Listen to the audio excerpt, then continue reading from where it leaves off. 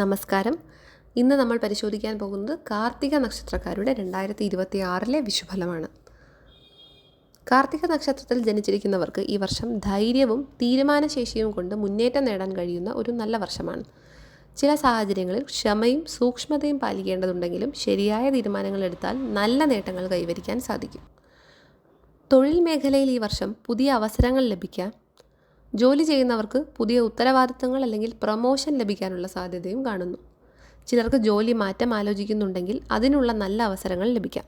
എന്നാൽ ജോലിസ്ഥലത്ത് ചിലപ്പോൾ സമ്മർദ്ദം കൂടുതൽ ഉണ്ടാകാനുള്ള സാധ്യതയുണ്ട്. സഹപ്രവർത്തകരോടും സഹകരണത്തോടെ പ്രവർത്തിക്കുന്നത് നല്ലതാണ്. ബിസിനസ് ചെയ്യുന്നവർക്ക് വർഷത്തിൻ്റെ തുടക്കത്തിൽ ചെറിയ വെല്ലുവിളികൾ ഉണ്ടാകാം. പക്ഷേ പിന്നീട് ബിസിനസ്സിൽ പുരോഗതിയും സാമ്പത്തിക നേട്ടങ്ങളും ലഭിക്കാം. പുതിയ പദ്ധതികൾ ആരംഭിക്കാൻ വർഷത്തിൻ്റെ മധ്യകാലം കൂടുതൽ അനുയോജ്യമായിരിക്കും. സാമ്പത്തിക കാര്യങ്ങളിൽ ഈ വർഷം വരുമാനം വർദ്ധിക്കാനുള്ള സാധ്യതയുണ്ടെങ്കിലും ചിലപ്പോൾ ചെലവുകളും കൂടാൻ സാധ്യതയുണ്ട്. അതിനാൽ സാമ്പത്തിക കാര്യങ്ങളിൽ നിയന്ത്രണം പാലിക്കുക. ഭൂമി, സ്വത്ത് തുടങ്ങിയ കാര്യങ്ങളിൽ നിക്ഷേപിക്കാൻ നല്ല അവസരങ്ങൾ ലഭിക്കാം. കുടുംബജീവിതത്തിൽ പൊതുവെ സന്തോഷകരമായ സമയമായിരിക്കും.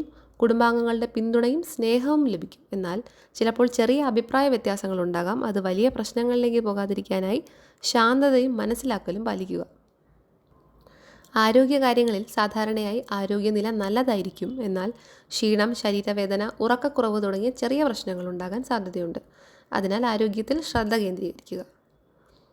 വിദ്യാഭ്യാസ രംഗത്ത് വിദ്യാർത്ഥികൾക്ക് ഈ വർഷം നല്ല അവസരങ്ങൾ ലഭിക്കാം. പരിശ്രമത്തോടെ പഠിച്ചാൽ മികച്ച ഫലങ്ങളും നേടാൻ സാധ്യതയുണ്ട്. ഭാഗ്യത്തിനായി വിഷുദിനത്തിൽ ക്ഷേത്ര ദർശനം നടത്തുക, ദീപം തെളിയിക്കുക, ദാനം ചെയ്യുക എന്നിവ ഫലങ്ങൾ നൽകും.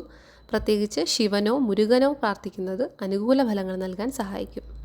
കാർത്തിക നക്ഷത്രക്കാർക്ക് ആത്മവിശ്വാസം കൊണ്ട് വിജയങ്ങൾ നേടുന്ന ഒരു വർഷമായിരിക്കും 2026. മറ്റ് നക്ഷത്രങ്ങളുടെ വിഷുഫലം അറിയാൻ നമ്മുടെ ചാനൽ സബ്സ്ക്രൈബ് ചെയ്യാനും വീഡിയോ ലൈക്ക് ചെയ്യാനും മറക്കരുത്.